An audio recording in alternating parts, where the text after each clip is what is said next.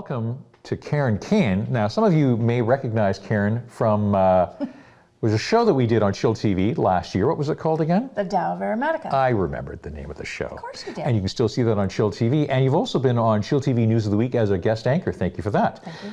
But you're here today for a different reason. What brings you to chillTV News of the Week today? Well, thanks for having me here. As a loose leaf store, we didn't really have too much worry when there was all the tempest in a teacup about tea bags and microplastics and nanoparticles of all these things that we're going to harm people. I've heard about that. So microplastics in tea, they're good for you, right? Because they make it crunchy, a little bit more texture to your tea? Yeah, it's one of those things that plastic anything is not a good plan, and especially if you're going to consume it. Right, right.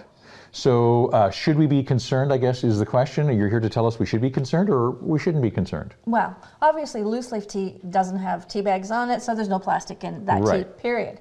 But what I wanted to do, despite the fact that it's probably not in our best interest, is to just shed some light on whether or not that whole McGill University thing that went on CBC, it's all over the States and Canada now, about how harmful it is, that it is a very, very small segment of what happens in the tea world.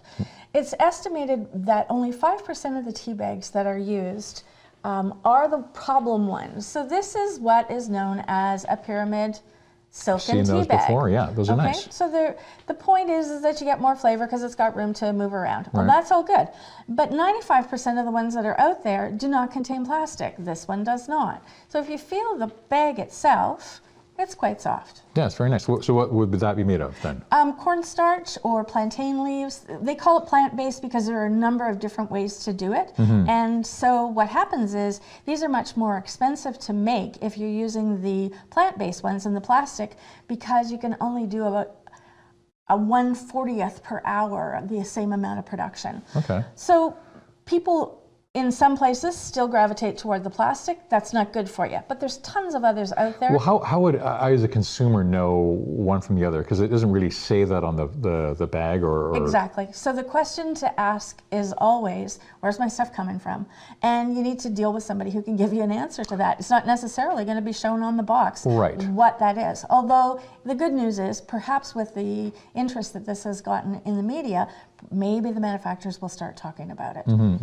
So I wanted to show that there are also fill your own tea bags, which are also safe. So you buy the loose leaf tea and then you just put that in yourself and you can still do the tea bag thing. Yeah, no problem.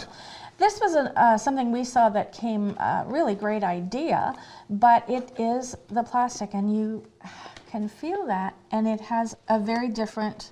Oh yeah, it's like really stiff and hard actually. Yeah. So, you know, the point of it being that the World Health Organization has not said microplastics are harmful to you. All the news was, oh my God. And the good news is there's lots of ways to drink tea healthy. And even if you've had the silken ones, you know, you got a 95% chance that the silken ones aren't the harmful materials. Right, right.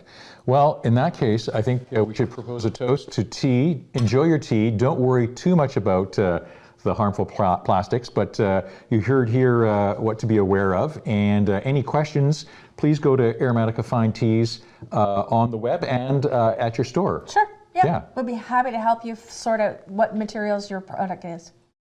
Very good. And now, Dawn with the weather.